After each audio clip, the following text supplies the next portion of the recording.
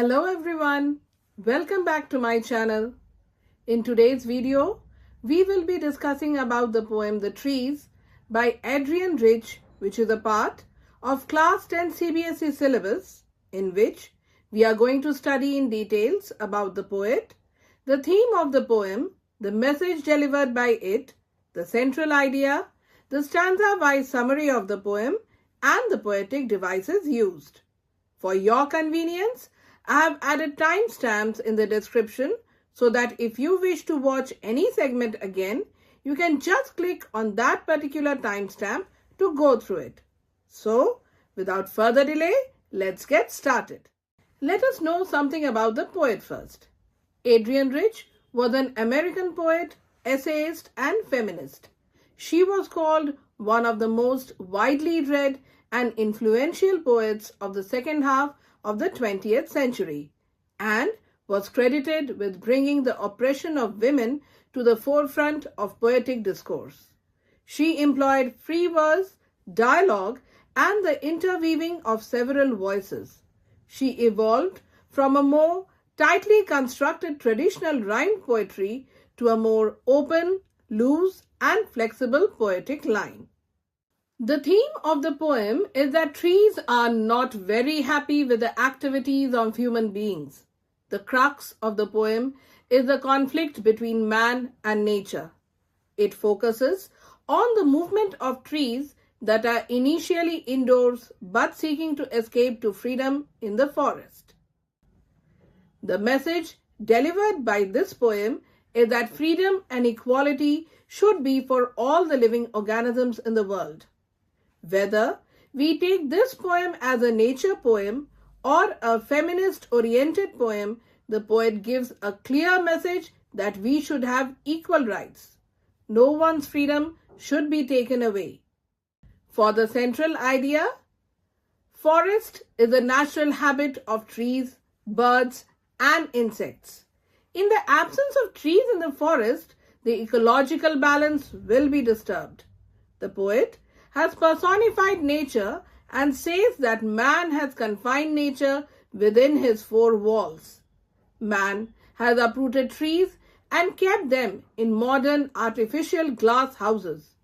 But nature cannot be subdued for long. The trees struggle to break the artificial barriers. They become free, breaking all the bondages and move towards their natural habitat, that is the forest. There, they grow to their natural vastness, grandeur, and dimensions. Now let us move on to the stanza-wise summary of the poem. Stanza 1. The trees inside are moving out into the forest that was empty all these days, where no bird could sit, no insect hide, no sun bury its feet in shadow. The forest that was empty all these nights will be full of trees by morning. The poet observes that the trees in his house are moving outside into the forest, which has been empty for a long time. It is important to understand that the trees are not actually moving, but it has been used as an imagery by the poet to show the destroyed forests and the false nature that humans have tried to keep in their houses. Since the forest outside was empty, no birds could sit on the branches of trees, no insects could hide in the trees, and sunlight could never disappear under the shadows of the trees. The speaker feels that the empty forest will all be full of trees by the next morning. Stanza 2. All night the roots work to disengage themselves from the cracks in the veranda floor.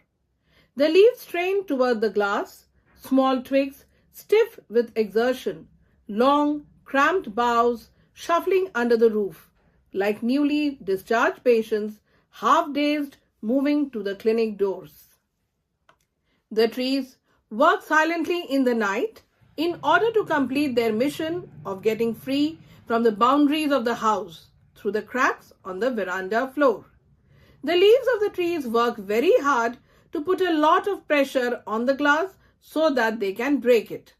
The small twigs have become very hard due to applying so much pressure to free themselves. The larger branches of the trees have shrunk because of being inside the walls and under the roof where they cannot grow much. They try to move slowly from there and look like newly discharged patients from a hospital who become half shocked on coming to the outside world. Stanza 3. I sit inside, doors open to the veranda, writing long letters in which I scarcely mention the departure of the forest from the house. The night is fresh. The whole moon shines in a sky still open. The smell of leaves and lichen still reaches like a voice into the rooms. The poet sits in her house, the doors of which open to the veranda. She is writing long letters in which she hardly mentions about the trees that are moving out to the empty forest. The poet presents a conflict between man and nature. Man uses plants for interior decoration and cuts trees to make a house for himself. The poet here indicates towards a possible rebellion by nature against man as they strive to go outside the house into the open in a full moon night where the night is very fresh. The poet can smell the leaves and lichens coming from the trees that reach her room like a voice. Moving on to the last stanza of the poem, the concluding stanza. Stanza 4. My head is full of whispers which tomorrow will be silent. Listen, the glass is breaking, the trees are stumbling forward into the night. Winds rush to meet them. The moon is broken like a mirror. Its pieces flash now in the crown of the tallest oak. In the last stanza, the poet listens to the sounds coming from the leaves and lichens of the trees. These sounds will not be there in the morning, as the trees will move out to the forest in the night and will not be there in the house in the morning. The poet can hear the glass breaking due to the efforts made by the twigs. As soon as the glass breaks, the trees hurry outside, and in doing so, they fall on each other and get stuck at different places. As the trees go out into the open, the wind moves fast towards them to welcome them. The tall trees can finally stand straight as they are free. They are so tall that they have broken the moon into pieces like a broken mirror.